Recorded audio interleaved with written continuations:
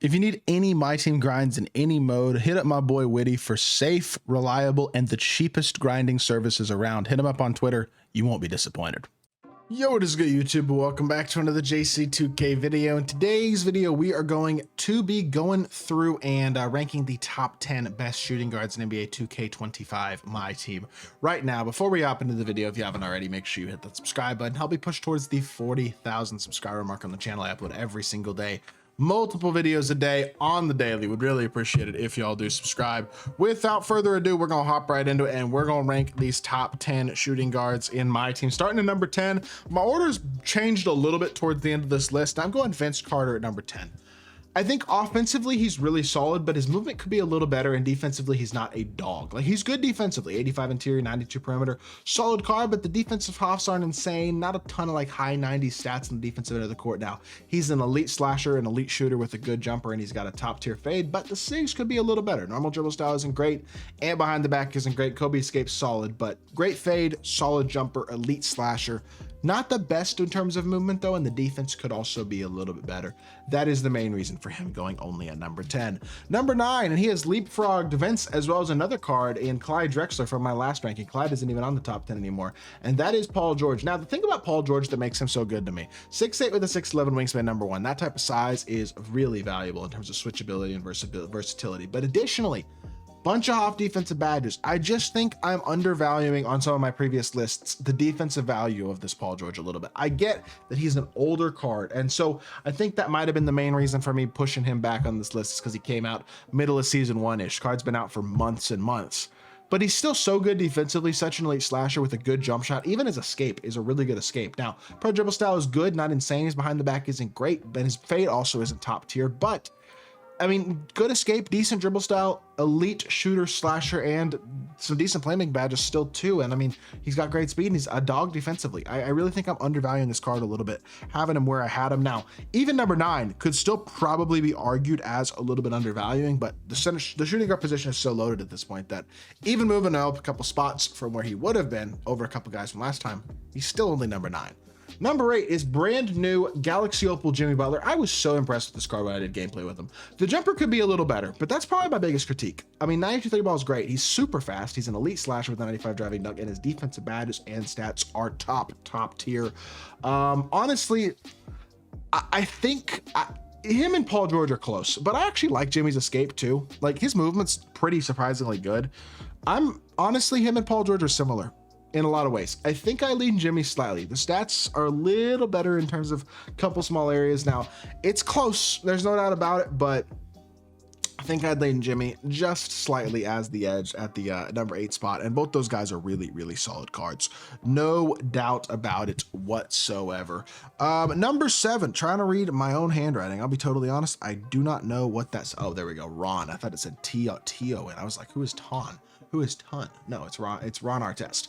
Ron Artest at number 7 is incredible defender, great speed, still a great slasher with an driving dunk, absolute money jumper as well. That Rudy Gay jump shot is incredible, and elite level defender again, and incredible defensive stats and badges, 90 interior, 98 perimeter and steal, amazing defensive Hall of Fame badges. Again, great card with a money jumper, elite fade, super solid slashing, and elite level defense. Doesn't have much by way of shot creation, but doesn't really need it. Most of these guys on the list to this point don't anyway, so he's a stud at number 7.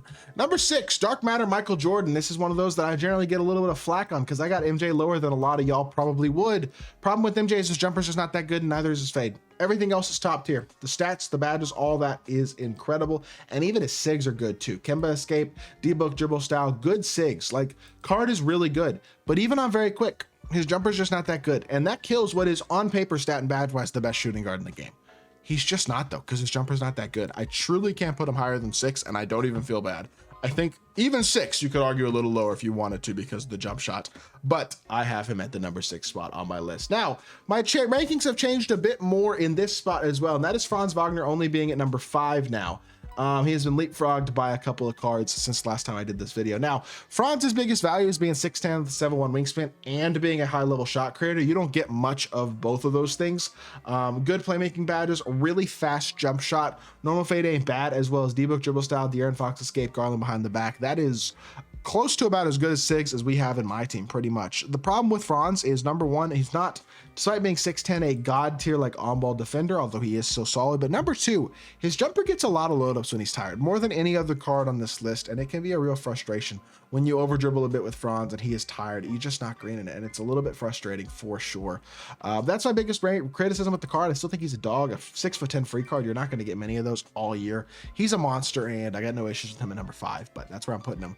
Number 4 is a newer card in Kelly Tripucka. Think about Kelly Tripucka. Similarly to Franz, not an unbelievable slasher, not an unbelievable defender, but relatively similar. Now, he's a couple inches shorter, sure. The thing that makes this Kelly card better than Franz, in my opinion, though, first of all, Curry Escape is just something that's one of the best things in the game. But number 2, he's got a decent behind the back in pro. Number 3, the jumper is amazing, like amazing. It might be my favorite jumper not named Dr. J on this list. It is so good, so smooth, so consistent. He is just a dog. I love this card. I mean, I really do. I think he's amazing offensively, and I think he holds it on enough defensively as well. I got no issues with him at number 4 at all. But at number 3 is a card who I've just grown on more and more and more over the last couple of weeks, and that is Kawhi Leonard from the Winter Festival. 6'7" with a 7'3" wingspan. He's probably the best defensive card on this list to start with that type of size, as well as with these level of defensive stats and badges. But the thing that I really like about Kawhi is his fade is money. And he's got that Kawhi Leonard behind the back, which is the same behind the back as guys like Dr. J, Rudy Gay, Terry Dishinger, arguably the best behind the back in the game. And like I said, fade is money, jumper's easy. He's got real movement. He's got amazing, immaculate defense, and the jump shot is good enough, and the fade is good enough. I feel like I was being a little disrespectful having him a spot or two lower like I had, but at this point, he's going top 3, and I got no issues with it whatsoever. Number 2, Bernard King, same type of thing as Kelly Tripucka, in that Steph Curry escape is a big deal, and his jumper is incredible. Very similar card to Kelly. Now, he's faster than Kelly, a little more complete stat-wise and badge-wise than Kelly. He's got 95 driving dunk as well, but he's not a perfect card by any means. Like, I'm not going to sit here and act like Bernard King is perfect. Now, he could be a little better defensively. His shooting could be a little higher than 85, but he's a really good card, and with limitless range, shift to shooter, a couple things added like that, he's one of the best 3-hunters in the game, and he's an incredible slasher to boot, and he's a good defender. So really good card still at the shooting guard position. But number 1, doesn't matter if it's pink diamond or dark matter. I'm just going to click on the pink diamond for the sake of your wallets. They're the same card, despite not being 2 tiers apart in terms of the cards. They basically play the exact same. Like, the biggest difference is a +10 standing dunk for the dark matter versus the pink diamond. I promise y'all that just doesn't matter very much. He's got the best SIGs of any shooting guard in the game, probably, combined with that best fade, that Ron Artest Pro 2 fade. And he's an elite defender, and he's got like 93 strength, and he's 6'7" with a massive afro that makes him look even taller than that. He's been the best card in the game since he came out, pretty much, and even to this day is still the best shooting guard in the game, and arguably the best card in my team. The longevity of some of these cards is crazy this year, and Julius Erving absolutely shows and demonstrates that. So with that being said, that's gonna do it for the video. I hope y'all did enjoy. If you did, make sure you hit that like button, leave a comment, and subscribe. I'll be back with more 2K content very, very soon, and I appreciate y'all. Peace.